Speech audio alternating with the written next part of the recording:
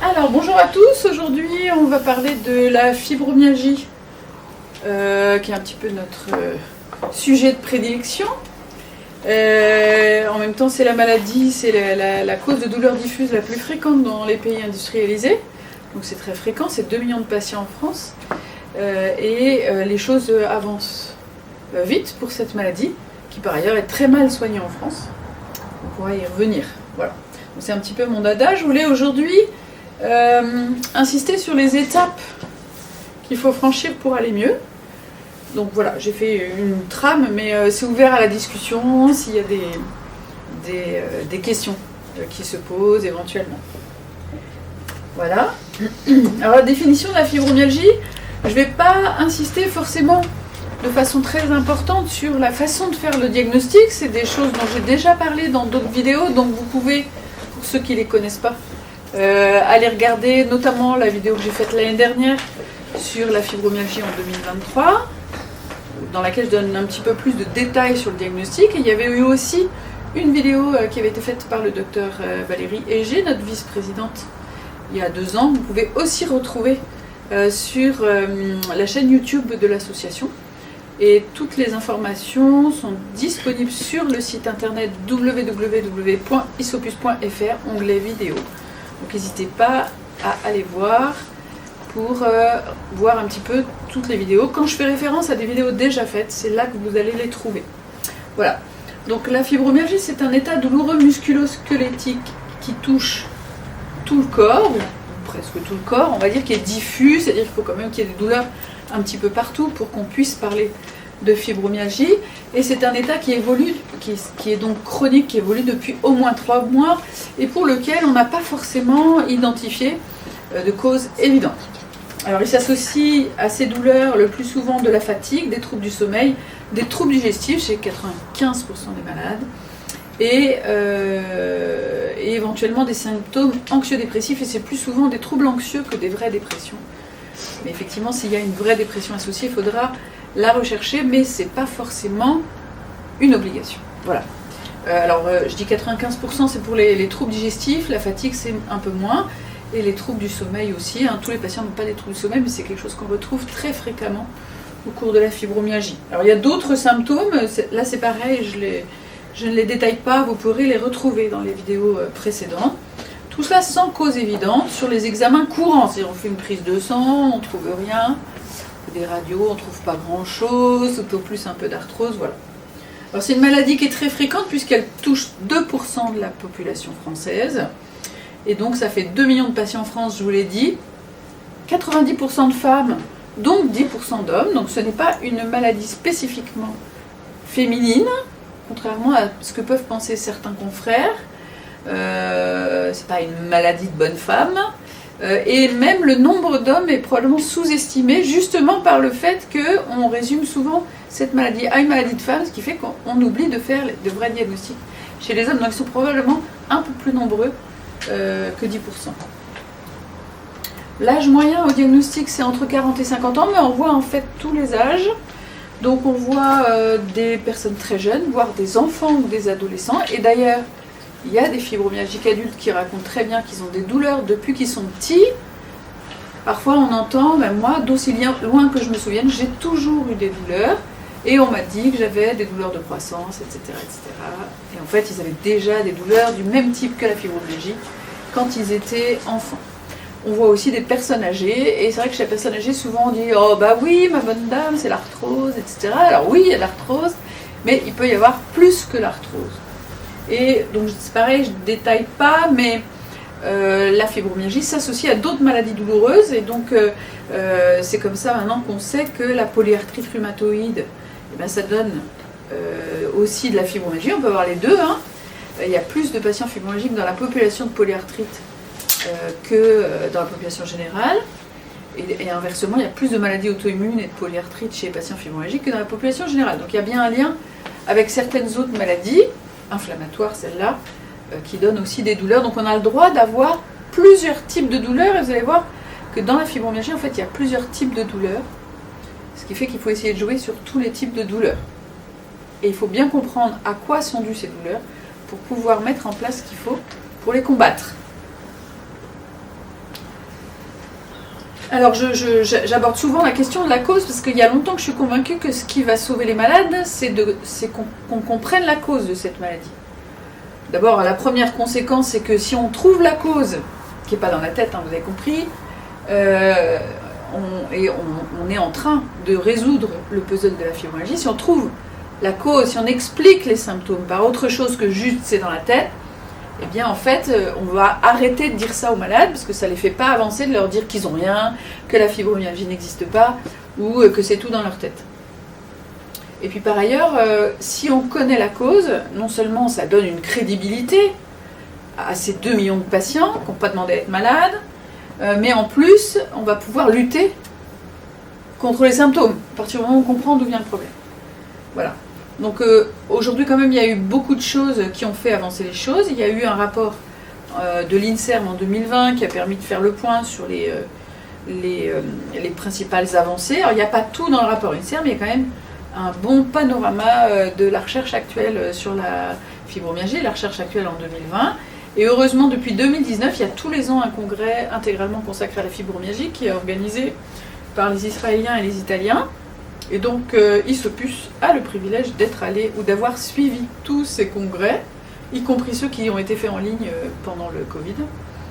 Voilà, le dernier en date, c'était celui de Bruxelles, et celui de l'année dernière, c'était celui de Vienne. Ce qui nous confirme qu'il y a beaucoup de recherches qui sont faites dans le monde sur la fibromyalgie, même si en France, c'est laborieux. Mais en tout cas, dans le monde, ça avance bien, donc ça fait plaisir. Donc ça nous fait aussi aller bien. Et donc mon idée, c'est de dire aussi que si on comprend, on peut aller mieux. Alors, c'est l'objectif de l'association Isopus. Vous savez que maintenant, notre association Isopus s'appelle Isopus Médical France. Parce qu'on a, on a le vœu de devenir un petit peu une référence. Et notre objectif, c'est tout ce qui tourne autour du médical, l'éducation thérapeutique et la recherche. Alors, donc l'hypothèse psychique, vous en ai parlé. Donc, tous les patients se sont un jour entendus dire que c'était dans leur tête, que c'était une dépression masquée, ou qu'ils avaient qu'à se secouer, en laissant plus ou moins entendre qu'il fallait qu'ils secouent et qu'ils simulaient peut-être un peu leurs symptômes. On a du mal à imaginer que 2 millions de patients se soient donné la main pour décrire les mêmes symptômes et simuler les mêmes symptômes. Mais malheureusement, il y a des soignants ou des praticiens dont on ne changera pas la façon de voir les choses. On sait quand même qu'une partie des patients a vécu des choses difficiles dans sa vie. Et donc ça, il ne faut pas le négliger. Et il faudra probablement un jour travailler dessus, sur ces événements douloureux, y compris s'ils sont survenus dans la petite enfance, et y compris si on a l'impression de s'en être débarrassé. Ce n'est pas toujours le cas. Et ceux qui ont assisté hier à notre petite vidéo, notre petit débat sur l'EMDR, l'ont sûrement compris. Il ne faut pas rester avec des choses qu'on a vécues et que notre cerveau n'a peut-être pas complètement effacées, et qui probablement contribuent un petit peu aux symptômes. N'empêche qu'il y a aussi beaucoup de patients qui n'ont pas vécu tout ça et qui malgré tout ont quand même une fibromyalgie. D'abord parce que la douleur chronique induit la douleur chronique, donc on peut par exemple développer une fibromyalgie parce qu'on a été opéré d'une hanche et puis on a eu des douleurs pendant des semaines et des semaines qui ont été mal soulagées, et là, poum, la douleur devient diffuse. Alors là, voilà, il y a parfois comme ça des facteurs déclenchants, indépendamment de toute histoire douloureuse dans la vie. Voilà. Alors dans certains cas, il peut y avoir une petite efficacité des antidépresseurs, donc c'est vrai que du coup, On se dit, bah oui, alors c'est peut-être que c'est la dépression. Non, non, non, il y a des antidépresseurs qui agissent sur les nerfs et qui peuvent avoir un effet sur la douleur parce qu'ils agissent sur les nerfs. Et je vais vous montrer que les nerfs sont perturbés dans la fibromyalgie. Et c'est probablement pour ça qu'il y a un effet de certains antidépresseurs comme la duloxétine par exemple. Mais en France et en Europe, il n'y a aucun médicament qui a suffisamment montré son intérêt dans la fibromyalgie pour être référencé. Aucun médicament n'est référencé dans la fibromyalgie. Cependant, si la duloxétine apporte un petit plus, bah faut la garder. Et en général, on l'utilise à des doses plus faibles que celles qu'on utilise dans la dépression. Par ailleurs, s'il y a une dépression, il faut la traiter. Mais nos confrères psychiatres vous diront qu'ils ne guérissent pas la fibromyalgie. Ils peuvent guérir la dépression. Ils ne guérissent pas la fibromyalgie. Voilà. Mais le traitement de la dépression, si elle existe, permet d'améliorer les patients, c'est logique. Voilà. Donc on prend en compte cet aspect psychique quand il y a besoin, mais on retient que l'hypothèse psychique, c'est un petit peu dépassé. Voilà. Alors l'hypothèse qui fait un petit peu l'unanimité dans le milieu médical, c'est l'hypothèse neurologique centrale. C'est-à-dire que si on fait des IRM du cerveau à tous les patients, bon, il n'y a rien dans le cerveau, il va bien le cerveau. Et si on fait des IRM ou des imageries en général, des imageries fonctionnelles, c'est-à-dire qu'on va aller regarder comment fonctionnent les zones du cerveau. Par exemple, si on stimule, si on fait des douleurs, si on provoque des douleurs dans le corps, qu'est-ce qui se passe dans le cerveau par exemple? On va voir que le fonctionnement du cerveau d'un patient fibromyalgique n'est pas le même que celui d'un patient qui n'a pas de fibromyalgie. Et en l'occurrence, il y a des zones qui fonctionnent trop, là, par exemple sur les côtés, là, et des zones qui ne fonctionnent pas assez, par exemple les lobes frontaux. Et du coup, c'est un déséquilibre qui fait que le cerveau envoie des influx sensitifs douloureux dans le corps et les zones qui normalement devraient les atténuer, parce qu'on est quand même bien fait, hein, on a normalement l'arsenal qu'il faut pour atténuer les douleurs, et ben elles ne fonctionnent pas assez, ce qui fait que du coup le thermostat de la douleur est branché là.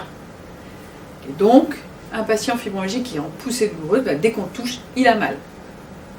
Et son cerveau n'arrive pas à se remettre bien comme il faut et atténuer les influx douloureux. Voilà, c'est ça qu'on appelle les imageries fonctionnelles cérébrales. Ça c'est bien parce que c'est un élément objectif, et c'est tellement objectif que les équipes qui ont travaillé sur ces imageries fonctionnelles disent que c'est très spécifique, c'est-à-dire qu'on pourrait faire, si on pouvait faire ces examens en routine, ça permettrait de poser le diagnostic. Et quand on voit ça, on sait que le patient a une fibromyalgie. C'est intéressant. On sait aussi qu'il y a une inflammation de l'enveloppe des neurones. Les neurones dans le cerveau, ils sont des milliards, et autour, il y a des cellules qui sont enveloppées dans de la glie, des cellules gliales, et elles sont enflammées. Enfin, il y a une micro-inflammation qui ne se voit pas sur l'IRM, qui se voit si on fait des biopsies, par exemple. Et ça rejoint une notion qui est très intéressante, une notion très ancienne, et d'ailleurs au congrès là, de Bruxelles, ils ont abordé cette question de l'hypersensibilisation centrale, qui est en fait une notion d'après-guerre, qui avait été un petit peu tombée en désuétude, et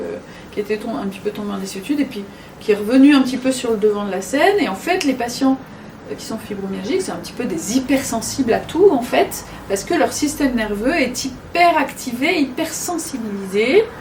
Alors, par plein d'explications, je vous parlerai de ce qui se passe dans le ventre, mais du coup, les nerfs, on en a partout, particulièrement dans l'intestin, dans les mains, dans les pieds, dans le cerveau, il y a des nerfs partout. Ces nerfs sont hyper sensibilisés, ce qui fait que dès qu'il y a une stimulation, en fait, cette stimulation est amplifiée. Parce que le nerf dysfonctionne. Et donc, c'est comme ça que par exemple, si on le touchait, le bruit, ça fait mal, parfois la lumière, ça fait mal, les émotions, les aliments, les médicaments, les produits chimiques, les ondes, enfin, les patients sont hypersensibles à tout, en fait. Alors, plus ou moins fort en fonction des moments, plus ou moins fort en fonction des personnes. Et c'est ça qu'on appelle l'hypersensibilisation centrale. Alors il y a une autre hypothèse qui a émergé il y a un peu moins longtemps, c'est l'hypothèse des petits nerfs. Parce qu'on s'est aperçu que 50% des patients fibromyalgiques présentaient des anomalies des petits nerfs au bout des doigts, enfin aux extrémités en fait. Et que si on fait une biopsie à l'extrémité d'un membre, à l'extrémité d'une jambe, et qu'on la compare à une biopsie faite à la racine du membre, par exemple en haut de la cuisse, eh bien en fait, les petits nerfs sont moins nombreux aux extrémités. Et ça, on le voit aussi dans d'autres maladies, hein, dans le diabète, on le voit aussi en dehors de la fibromyalgie, mais en tout cas, 50% des patients fibromyalgiques présentent cette anomalie, qu'on peut aussi identifier avec ce qu'on appelle un pseudoscan, ça évite de faire des biopsies. Et ça s'associe à des douleurs comme des élancements, des brûlures, des picotements, et notamment dans les extrémités. Voilà. Et ça, c'est ce qu'on appelle la neuropathie des petites fibres. Donc c'est une autre façon d'avoir mal, si je puis dire. La première façon, c'est ce déséquilibre au niveau du cerveau. Et la deuxième façon d'avoir mal, c'est ces petits nerfs qui ne donnent pas le même type de douleur. Voyez ? Alors la troisième façon d'avoir mal, c'est l'hypothèse musculaire. Alors en fait, quand on regarde un peu les publications, chaque équipe de recherche défend un peu le sujet sur lequel ils travaillent. Donc ceux qui travaillent sur le muscle vont vous dire « Ah bah ça y est, on a compris pourquoi les patients fibromyalgiques avaient mal, c'est parce que leurs muscles dysfonctionnent, parce que le muscle se comporte comme s'il avait plus d'oxygène, en fait, comme si vous veniez de faire un marathon, alors qu'en fait vous venez pas du tout de faire un marathon, vous avez juste fait la vaisselle. Et donc il fonctionne ce qu'on appelle en anaérobie, c'est-à-dire que comme si vous veniez de faire un marathon, il manque d'oxygène, il manque de substrat, voilà, et il y a une accumulation de toxines, glutamate, pyruvate, lactate. Ça, les sportifs connaissent bien ça, et donc il y a des douleurs comme si on venait de courir très fort, quoi, vous voyez, alors que c'est pas forcément le cas. Et ça, je vais y venir après, mais ça s'explique probablement par les anomalies mitochondriales, je vais l'expliquer après. Et ce qui est intéressant dans l'hypothèse musculaire, c'est que si les patients reprennent progressivement et très doucement une activité physique, et ça on en a parlé avec Naïs de Samouraï 2000, de l'activité physique adaptée, mais si on reprend tout doucement une activité physique, qu'on reconditionne le muscle, son aspect en microscope, si on fait des biopsies par exemple, redevient normal, alors que si on le biopsie au départ, bah, il est anormal. Les fibres sont atrophiées, les mitochondries sont anormales, etc. Et donc c'est des anomalies dans le muscle qui sont réversibles. Vous voyez, c'est encore une autre façon d'avoir mal, c'est la douleur du marathonien, quoi. Alors l'hypothèse de la mitochondrie, c'est celle que moi je privilégie pour expliquer une grande partie des symptômes dans la fibromyalgie. C'est qu'on a découvert, alors c'est pas nouveau quand même, hein, les études sont un petit peu, datent quand même d'il y a quelques années, et par ailleurs ça a déjà aussi été montré dans le syndrome de fatigue chronique. Alors ceux qui me connaissent savent ce que je pense du syndrome de fatigue chronique, c'est la même chose que la fibromyalgie, sauf que c'est l'épuisement et les malaises d'effort qui prédominent, les gens qui ne peuvent plus rien faire, alors que dans la fibromyalgie, c'est les douleurs qui sont au premier plan, mais finalement, on recoupe tous les symptômes, les douleurs, la digestion, etc., etc. Et donc, dans le syndrome de fatigue chronique, on a déjà des études qui montrent un dysfonctionnement de la mitochondrie. Alors, qu'est-ce que c'est la mitochondrie ?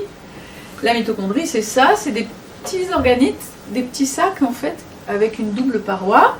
La paroi interne fait des circonvolutions, et la paroi externe est lisse, qui se trouvent dans toutes nos cellules, à l'intérieur de nos cellules, et c'est comme des petites chaudières. C'est-à-dire que nous, pour que notre corps fonctionne, il faut qu'on produise des molécules énergétiques. Donc un peu comme une chaudière, on met du bois, ça chauffe, il y a de la chaleur qui sort. Bon, bah là c'est pareil, pour qu'on bouge notre muscle, pour qu'on bouge notre bras, pour que notre cœur fonctionne, pour que notre cerveau fonctionne, il faut des molécules énergétiques, de l'ATP. S'il n'y en a plus, bah on meurt. Et ça, des mitochondries, on en a dans toutes les cellules. Parce qu'une cellule ne peut pas vivre sans mitochondries, tout simplement. Et donc, les molécules énergétiques, ça s'appelle de l'ATP. Et c'est produit par des réactions, je les ai après, des réactions très complexes. Bon, je ne vais pas vous résumer, mais c'est des réactions chimiques très complexes et qui conduisent à la production d'ATP. Et c'est à partir de l'oxygène que vous respirez, les aliments que vous mangez, le glucose, les vitamines, les oligo-éléments, tout ça se retrouve là-dedans et produit de l'énergie. Voilà, globalement, hein, ça permet de comprendre comment fonctionne le corps. Et qu'est-ce qu'il y a eu là ? Et ce qui se passe dans la mitochondrie, c'est qu'il y a un blocage là, à ce niveau-là, qui fait qu'il y a une réduction de la production de ces molécules d'ATP. Alors je reviens là. Les mitochondries, en fait, il y a longtemps qu'il y a eu des petites études. Je vais vous montrer des photos après parce que ça a été abordé récemment au congrès de Bruxelles, mais c'est pas tout à fait nouveau. On avait déjà identifié que les mitochondries, quand on faisait des biopsies aux patients, eh ben, elles n'étaient pas normales et elles s'accumulaient dans les muscles des patients fibromyalgiques, avec aussi des marqueurs d'inflammation, ce qui explique que les patients fassent beaucoup de tendinite, poussée d'arthrose et autres. Hein, donc il y a souvent une part inflammatoire dans les douleurs. Et on a identifié qu'il y avait un déficit en cytochrome C oxydase, et donc c'est cette enzyme-là. Et si là ça bloque, en fait, il n'y a pas d'ATP, donc du coup, il n'y a plus d'énergie. Donc le muscle se met en ralentissement de fonctionnement. Et cette enzyme-là, en fait, qui est perturbée, c'est sur cette enzyme que va agir le cyanure. Vous savez, le cyanure, hein, si vous en prenez, vous êtes mort dans la minute qui suit. Tout s'arrête. Pourquoi ? Parce que ça s'arrête. Donc dans la mitochondrie, il y a un dysfonctionnement à ce niveau-là qui fait que vous ne produisez plus d'ATP. Donc du coup, vous voyez, l'épuisement. Alors, je reviendrai après au lien avec ce qui se passe dans l'intestin. Parce qu'en fait, mon hypothèse, c'est que ce sont les gaz intestinaux, et notamment le sulfure d'hydrogène, là, qui sont pas bons, qui ont la propriété de ralentir le fonctionnement de cette enzyme. Donc je vais y revenir après. Il y a eu notamment une étude sur la peau des patients fibromyalgiques. On fait des petites biopsies et on voit qu'il y a une réduction très significative de l'ensemble de l'activité, de l'ensemble de la chaîne mitochondriale, une réduction très significative du coenzyme Q10. J'en parle juste parce que c'est un complément alimentaire qu'on peut prendre pour produire un peu d'énergie, et du taux d'ATP. Enfin, tous les marqueurs sont perturbés. Je ne vous donne pas de détails, c'est un petit peu complexe. Voilà. Alors j'ai fait des petites captures d'écran des vidéos du congrès de Bruxelles. Ça, c'est le docteur Jacob Eblin, qui est un Israélien qui travaille beaucoup sur la fibromyalgie et qui montrait des photos de mitochondries de patients fibromyalgiques. Donc vous voyez là, ça c'est un patient qui n'a pas de fibromyalgie. On voit l'aspect mitochondrial est à peu près normal. Et vous voyez que si on regarde les mitochondries de patients fibromyalgiques, en fait elles sont complètement fantomatiques. Vous voyez, on les reconnaît à peine. Elles ont un aspect qui n'est pas du tout le même que quelqu'un qui n'a pas de fibromyalgie. Et par ailleurs, il y a des anomalies, alors un petit peu complexes. Il y a des ribosomes qui sont d'autres petits organites dans la cellule qui produisent des protéines et qui s'accumulent en gros amas chez les patients fibromyalgiques, alors que non, pas chez les gens, les contrôles. Et c'est la même chose qu'on voit chez les animaux qui sont en hibernation. En fait, vous voyez, donc il parle d'état hibernation-like, donc comme un état d'hibernation, comme les marmottes en fait. Voilà. Et donc, il y a une espèce de ralentissement global de tout l'organisme, qu'on appelle un hypométabolisme, c'est-à-dire que tout se ralentit. Vous voyez, forcément, il n'y a pas assez d'énergie. Hein, voilà. Donc, c'était intéressant. Alors, donc ça, vous voyez que la piste mitochondriale, c'est une piste super intéressante parce qu'elle va expliquer pourquoi les gens sont crevés, pourquoi ils font des malaises à l'effort, pourquoi ils ont mal aux muscles comme s'ils venaient de faire un marathon alors qu'ils ne sont pas du tout en train de faire un marathon. Vous voyez, il y a un certain nombre de symptômes qui peuvent s'expliquer par ça. Il y a un certain nombre de symptômes qui peuvent s'expliquer par l'hyperactivation des nerfs, donc au niveau des douleurs neurogènes, etc. Mais ça, je vais y revenir après. Et puis, il y a une piste qui est beaucoup plus récente, puisque ça date de 2021. On la suspectait quand même depuis longtemps, mais on a quand même maintenant des preuves qu'il y a bien une part auto-immune dans la fibromyalgie. Et là, je me dis, j'ai beaucoup de confrères qui vont se mettre à s'intéresser à la fibromyalgie. Ça va devenir une maladie noble à partir du moment où on identifie que c'est une maladie auto-immune. Ça va devenir une maladie noble, parce que derrière, l'enjeu, c'est, dans les formes sévères, peut-être de mettre des traitements spécifiques. Alors pourquoi piste auto-immune ? D'abord parce que l'association de la fibromyalgie avec les maladies auto-immunes n'est pas fortuite. Si on prend 100 patients fibromyalgiques, il y a des thyroïdites auto-immunes, il y a des polyarthrites, il y a des lupus, il y a plus de maladies auto-immunes que dans la population générale, les polyarthrites et autres. On sait qu'il y a des auto-anticorps dans le syndrome de tachycardie posturale, donc ça c'est plus souvent associé au syndrome de fatigue chronique qu'à la fibromyalgie. C'est ces gens qui se lèvent, ça tachycarde dès qu'ils se lèvent et puis ils font des malaises et la tension chute. Et puis il y a un déclenchement post-vaccinal qui est possible, même si c'est pas très connu et c'est difficile à identifier parce que c'est souvent décalé dans le temps, mais quand même on a des cas de déclenchement post-vaccinal. Et il y a un lien avec le gluten, et moi je répète qu'il y a une seule maladie auto-immune dans laquelle on connaisse la cause, c'est la maladie cœliaque, la maladie du gluten, où quand on arrête le gluten, la production d'anticorps s'arrête. Et c'est la seule, parce que dans toutes les autres maladies, on a identifié les anticorps et tout, mais la vraie cause de la maladie, on ne l'a pas. Donc on suspectait un peu. Et voilà ce qui a été fait en 2021. C'est une étude qui a été publiée par le King's College de Londres, qui montre que quand on prend les anticorps d'un patient fibromyalgique dans le sang circulant, on prend ces anticorps, on les injecte à une souris, qui n'a rien demandé la pauvre, elle va ralentir son fonctionnement, et elle va être douloureuse, c'est-à-dire que dès qu'on va la toucher, elle va avoir mal. Et ça ne se produit pas si on injecte les anticorps de quelqu'un qui n'a pas de fibromyalgie. Ce qui veut bien dire qu'il y a quelque chose dans les anticorps qui a un effet sur la douleur et la fatigue en fait. On a un bébé, hein, c'est les petits bruits qu'on entend, c'est sage. Hein. Voilà. Et par ailleurs, ce qui est très intéressant dans cette étude, c'est que quand on injecte les anticorps, en fait, et qu'on fait des petites biopsies, justement, des nerfs aux souris, et ben en fait, elles ont une neuropathie des petites fibres. Et si on arrête de leur injecter les anticorps, la neuropathie des petites fibres disparaît. Vous voyez que c'est intéressant. Hein. Vous voyez qu'on commence à toucher du doigt l'origine de tout ça. Donc ça, c'est l'illustration de ce que je viens de vous dire, la petite souris là. Bien sûr, si on fait ça avec les anticorps de quelqu'un qui n'est pas malade, et ça ne se produit pas. Hein. Voilà. Et à Vienne, l'année dernière, on nous a présenté la même étude avec les globules blancs, c'est-à-dire que si on prend les globules blancs d'un patient fibromyalgie, il se produit la même chose, alors que ça ne se produit pas si on injecte les globules blancs de quelqu'un qui n'a pas de fibromyalgie. Voilà. Alors après, on va parler du microbiote. Alors, le microbiote, c'est mon dada, comme chacun sait. Alors, j'ai commencé à m'y intéresser en tombant sur une étude en 2004 qui a été faite en Californie, qui étudiait en fait la pullulation intestinale de patients fibromyalgiques. Alors, vous savez que dans notre intestin, on a des milliards de bactéries. C'est ce qu'on appelle le microbiote. Alors, pas que des bactéries, ça se mélange avec des enzymes, avec plein de choses pour que ça fonctionne bien. En tout cas, il y a des milliards de bactéries et normalement, il n'y en a pas beaucoup au début du tube digestif.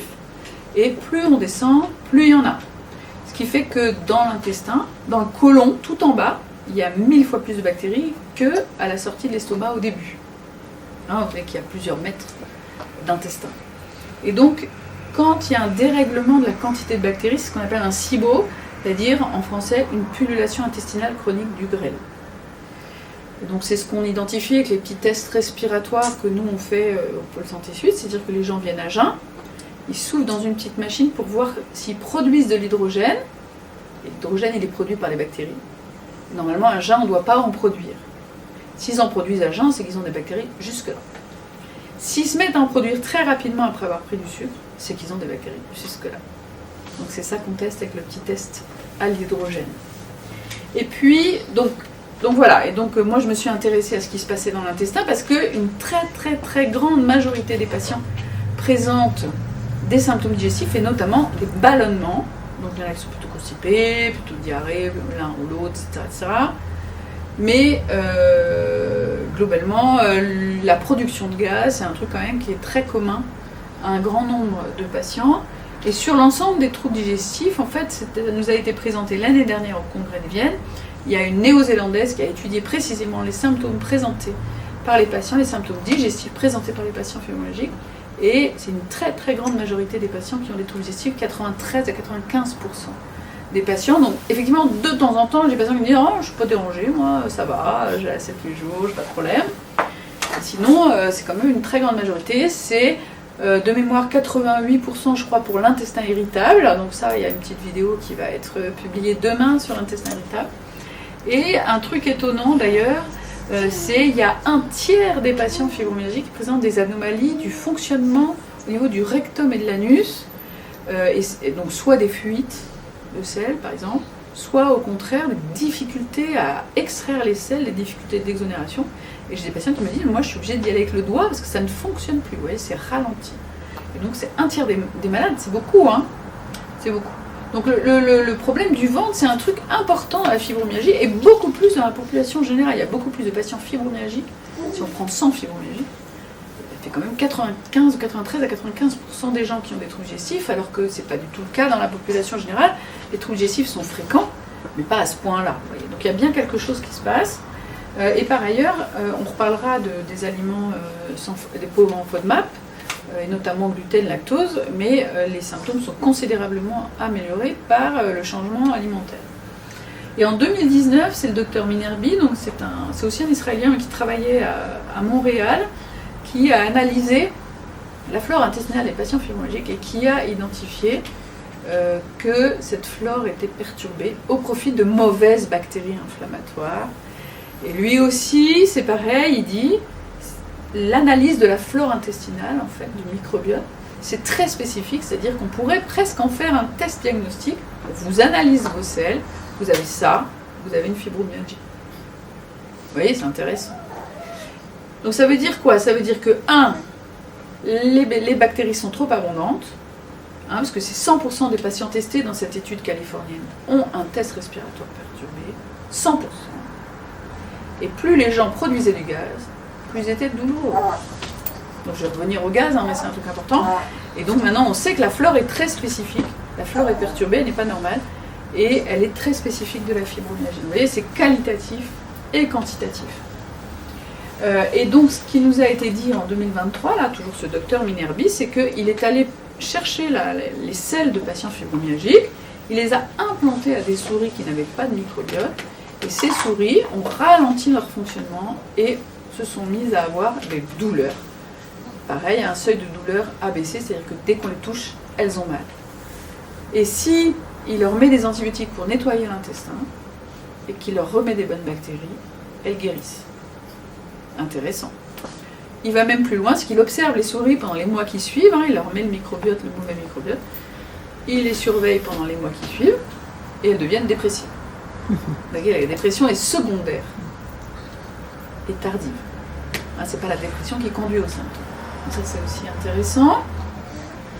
Voilà, et s'il fait ça avec des selles de patients qui n'ont pas de douleur, ça ne se produit pas bien sûr, on en revient toujours, on compare toujours à une population contrôle.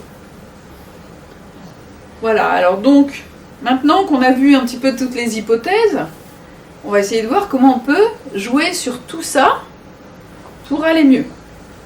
Alors la première étape dans la prise en charge, c'est le diagnostic. Je le dis parce que c'est pas évident le diagnostic, c'est pas évident de l'avoir. Il y a des gens qui ont de la chance parce qu'ils ont un médecin traitant d'abord, et ils ont un médecin traitant qui connaît le diagnostic, donc qui va l'évoquer assez vite et se donner les moyens de le confirmer. Alors soit il connaît bien son affaire et il va dire c'est une fibromyalgie, je le sais, donc voilà ce qu'on va faire, ou je vais vous envoyer un centre de la douleur.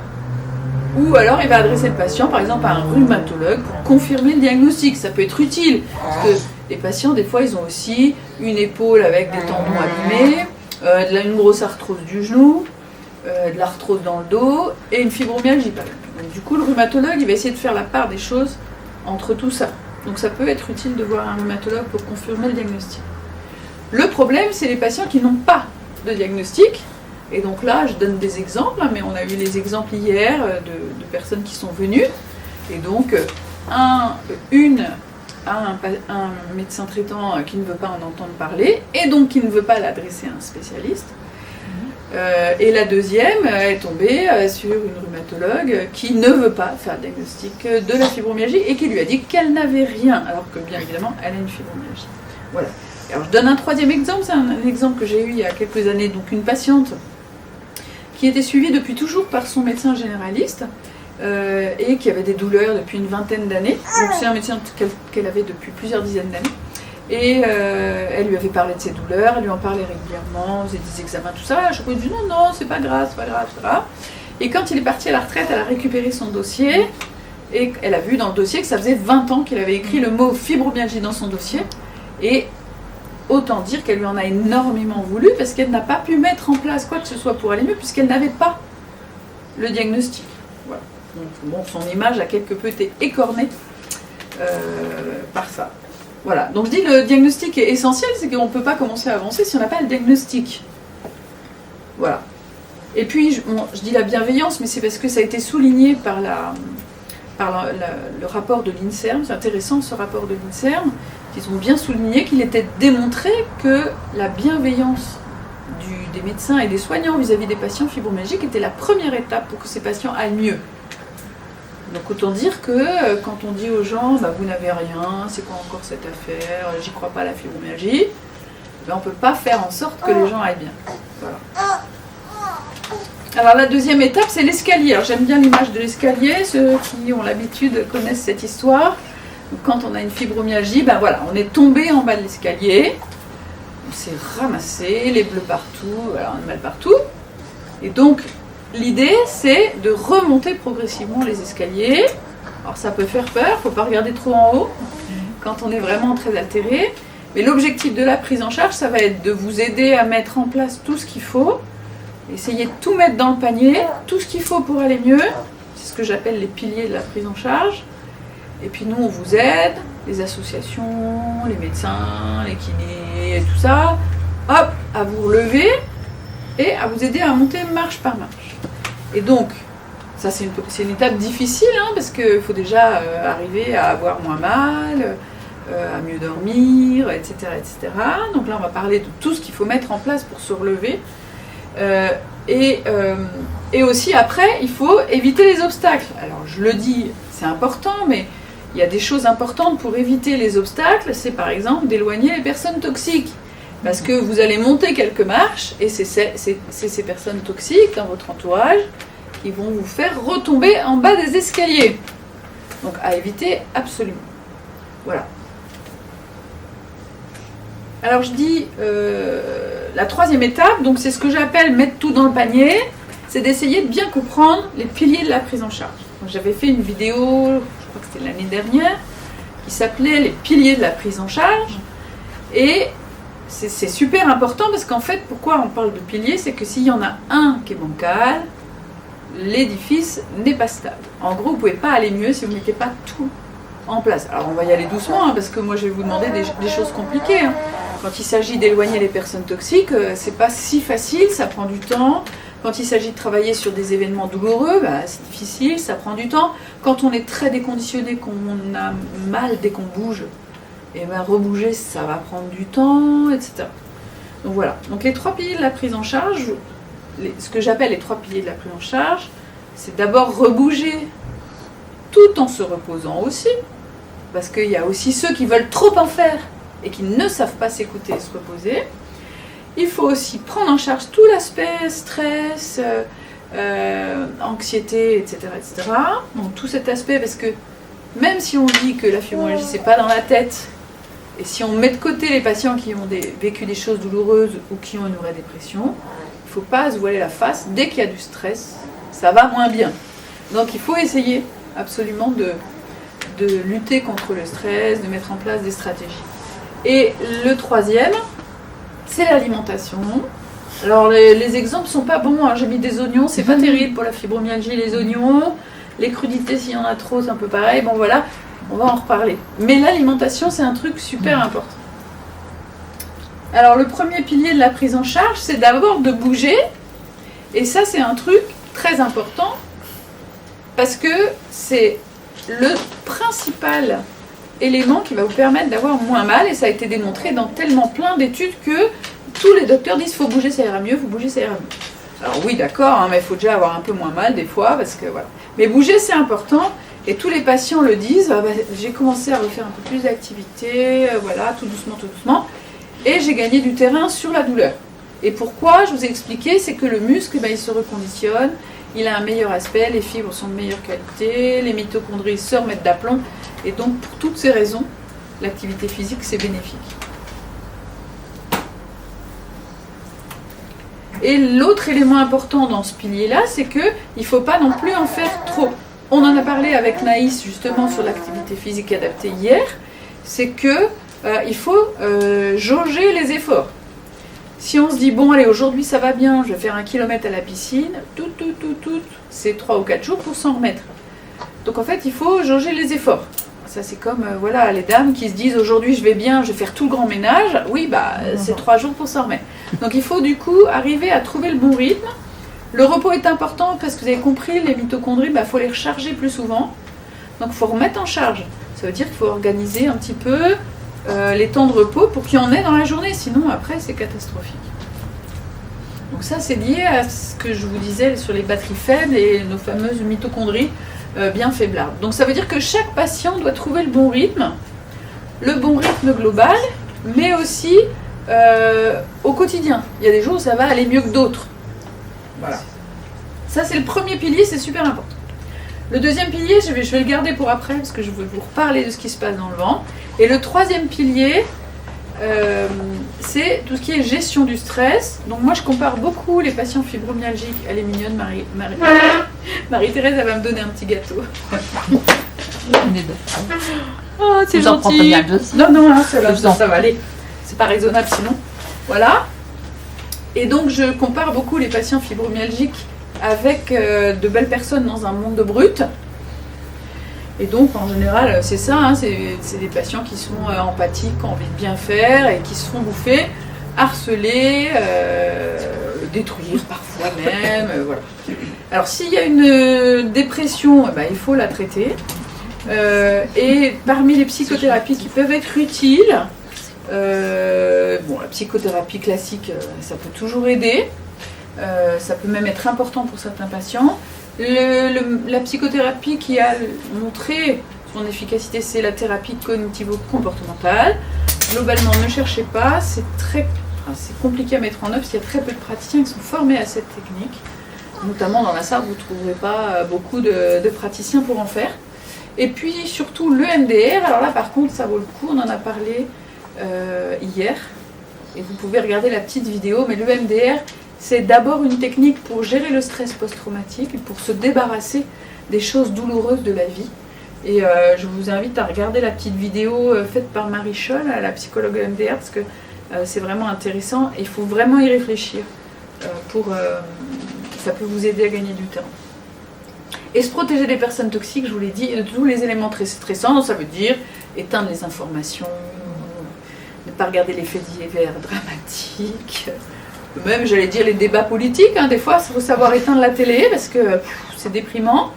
Et puis il faut se faire une espèce de bulle, et puis tous les gens négatifs ne rentrent pas. Tout ce qui est négatif ne rentre pas.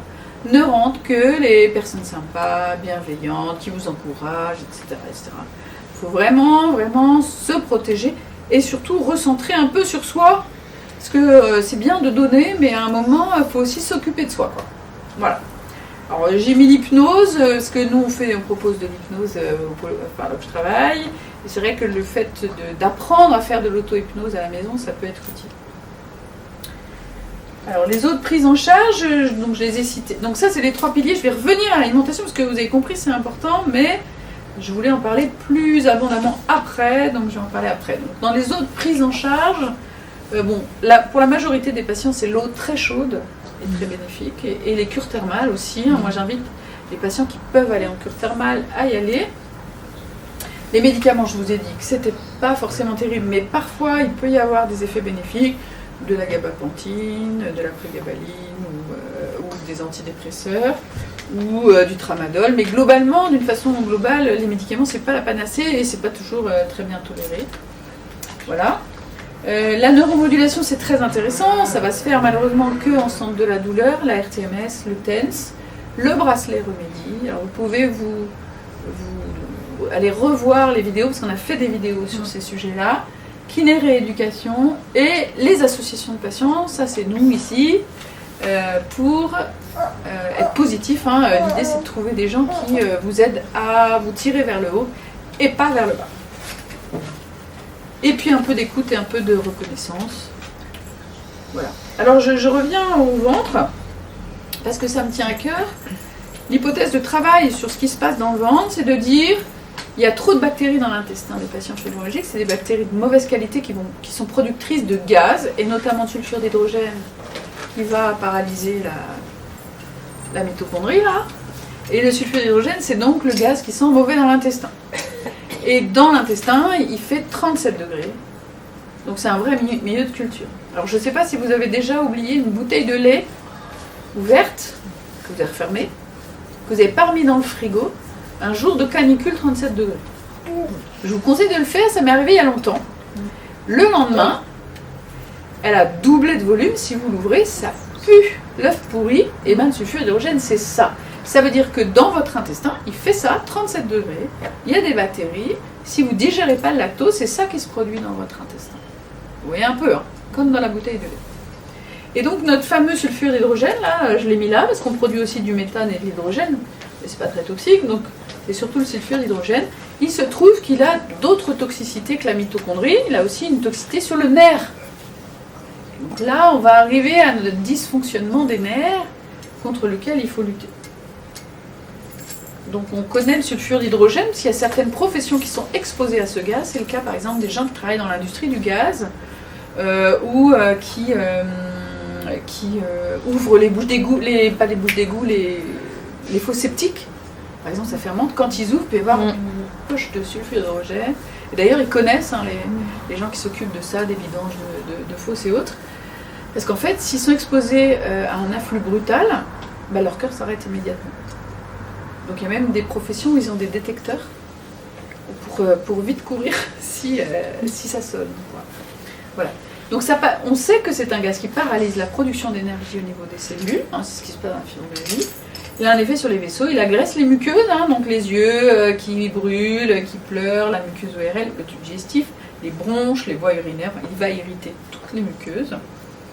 Et il va perturber les neurotransmetteurs membranaires au niveau du neurone, donc provoquer un dysfonctionnement des neurones. J'en reviens à mon dysfonctionnement des neurones. Voilà. Donc je reviens à ma petite mitochondrie, hein, mais le sulfure d'hydrogène, il a la même toxicité que le cyanure. Vous voyez un peu le truc. En cas d'intoxication aiguë, donc évidemment c'est le coma et l'arrêt respiratoire. Et en cas d'intoxication chronique, eh ben, ça donne des maux de tête, de la fatigue, insomnie, baisse de la libido, troubles de mémoire. Ataxie, c'est quand on ne tient pas bien debout, là, on est instable. Mouvements anormaux, irritation oculaire, photophobie, les yeux qui pleurent, nausées, anorexie, douleur abdominale, diarrhée, les bronchites irritatives, le prurite. Et si on injecte le sulfure d'hydrogène à des souris, là elles ont mal. Voilà. Bon, voilà, je sais pas si ça vous rappelle un petit peu quelque chose, mais quand même, c'est troublant. Et bien ce gaz, on le produit dans notre intestin. Et particulièrement si on a une flore de mauvaise qualité. Alors du coup, comment on peut faire pour aller mieux ? Il faut produire moins ce gaz et on va voir ce qui se passe. Comment produire moins ce gaz ? Il y a plusieurs solutions. La première, c'est de manger moins d'aliments qui fermentent. Et du coup, on va produire moins de gaz. C'est ce qu'on appelle les FODMAP. Et parmi les FODMAP, il y a le gluten et il y a le lactose. Donc là, c'est pareil, il y a des petites vidéos sur les FODMAP, sur le gluten, sur le lactose. Allez les voir. La deuxième solution, c'est de diminuer les bactéries. Donc moi, quand les patients sont vraiment pas bien, je donne un petit traitement antibiotique pour nettoyer les intestins. Il ne faut pas en abuser. Et après, on remet des bonnes bactéries. On met des probiotiques. Il faut juste trouver les bonnes et les garder au long cours. Alors, soit tous les jours, soit un jour sur deux. Enfin, chacun trouve son rythme. Il faut trouver le bon probiotique pour mettre de la bonne flore et écraser la mauvaise. Alors, vous allez me dire, gluten free, est-ce que c'est une mode ? Bah non, hein, parce que c'est compliqué à faire, donc on ne s'amuse pas à se priver de plein de trucs bons, juste pour le plaisir. C'est juste que quand on va mieux, eh ben, on continue à arrêter le gluten. Et il se trouve que pour la fibromyalgie, il faut l'arrêter complètement pour que ça fonctionne. C'est là aussi où il y a longtemps que je suspecte cette part auto-immune, c'est que vraiment il y a un effet on-off du gluten qui fait qu'il faut vraiment l'arrêter complètement pour aller mieux. Et il y en a partout, je peux vous dire, il y en a partout. Donc on ne s'amuse pas à faire ça comme une mode. Alors c'est d'ailleurs intéressant parce que ceux qui s'y sont intéressés, c'est les Italiens. C'est les mangeurs de pâtes. Ils ont assez rapidement constaté qu'il y avait plein de gens qui ne pouvaient plus manger de pâtes ou de pizza. Donc ils ont fait une grande étude en 2012 sur ce qu'on appelle la sensibilité non cœliaque au gluten. Donc c'est les gens qui disent ah ben, je vais mieux quand je l'arrête et dès que j'en reprends ça va pas. Et ils ont essayé d'analyser les symptômes des patients. Évidemment les symptômes principaux sont les symptômes digestifs. Et le plus fréquent des symptômes digestifs c'est ballonnement. Donc j'ai pas mis la courbe là. C'est ballonnement. 90% des patients qui se plaignent d'une sensibilité au gluten ont des ballonnements. J'en reviens toujours au gaz. Mais ils ont aussi des symptômes qui ne sont pas digestifs, je vous les résume. C'est 70%, ils ont une sensation de mal-être, 64% de la fatigue, 54% des céphalées, 38% ont cette espèce d'esprit embrumé comme on voit dans la fibromyalgie, ce qu'on appelle le fibrophog. 39% ont de l'anxiété, 32% des engourdissements, 31% de douleurs musculo-articulaires, donc ça c'est tout un chacun, c'est pas des patients fibromyalgiques, c'est des gens qui disent, il y avait à peu près 500 personnes dans 38 hôpitaux italiens, donc c'est quand même une grosse étude, 500 patients qui disaient, moi j'ai des symptômes quand je prends du gluten, 31% disaient j'ai des douleurs musculo-articulaires quand je prends du gluten, j'en ai plus quand je l'arrête, et il y a eu d'autres symptômes, éruption, perte de poids, anémie, dépression, rhinite, asthme, à un moindre degré. Vous voyez qu'on retrouve quand même dans ces symptômes beaucoup de symptômes de la fibromyalgie. Alors je mets exprès, parce que je suis allée faire un topo à la Fédération française de tennis, qui s'intéresse à la fibromyalgie, c'est intéressant. Et pour vous rappeler que Novak Djokovic, qui était numéro 1 mondial depuis, je sais pas, peut-être 10 ans, il a clairement dit dans son bouquin que s'il n'avait pas arrêté le gluten, il n'aurait jamais été numéro 1 mondial. Et donc du coup, il a augmenté ses performances en arrêtant le gluten. On lâche un petit coucou aux sportifs. Et puis deuxièmement, j'ai regardé un petit peu les études chez les sportifs. Il y a eu une revue de la littérature, essayer de faire le point sur les études chez le sportif. Donc là, on n'est pas dans la fibromyalgie, c'est pareil. Qui disait qu'en fait, ils avaient essayé d'interviewer les sportifs sur les types d'alimentation qu'ils essayaient. Alors, végétarien, est-ce que qui fait un régime végétarien, qu'est-ce que ça vous apporte? Qui fait du jeûne intermittent, qu'est-ce que ça vous apporte? Qui fait régime sans gluten, qu'est-ce que ça vous apporte? Et donc pour le régime sans gluten, c'est intéressant, c'est que 50% des sportifs ne font pas forcément strictement, mais le fait d'avoir réduit la quantité de gluten a permis à 50% d'entre eux d'augmenter leur performance, leur endurance. Vous voyez, donc c'est quand même pas anodin. Et ça, on est chez des patients sains, on n'est pas chez des patients malades. Alors, est-ce que ça marche, cette prise en charge? On arrête le gluten, on arrête le lactose, on met des bonnes bactéries. Est-ce que ça marche? Donc, on ne fait quand même pas ça au hasard. C'était quand même 3 fois en 10 ans qu'on fait une étude sur les nouveaux patients de l'année pour savoir s'ils vont mieux. Donc, celle-ci, c'est celle de 2017. Donc, on a eu sur 200 nouveaux patients vus en hôpital de jour, Pôle Santé Sud, là où je travaille, dans l'année, avec consultation avec la diététicienne, test respiratoire, qui on a préconisé cette prise en charge. On a eu 116 réponses, 116 retours de questionnaires, avec une efficacité du régime sur les douleurs dans 84% des cas, un soulagement de plus de 50% des douleurs chez la moitié des personnes interrogées, qui avaient répondu, disons, un soulagement d'au moins 70% des douleurs, qu'en moins, 3/4 des douleurs en moins chez un quart des malades. Un patient sur 3 faisait des écarts de régime, donc vous imaginez si tout le monde avait fait bien tout correctement, on aurait eu encore mieux.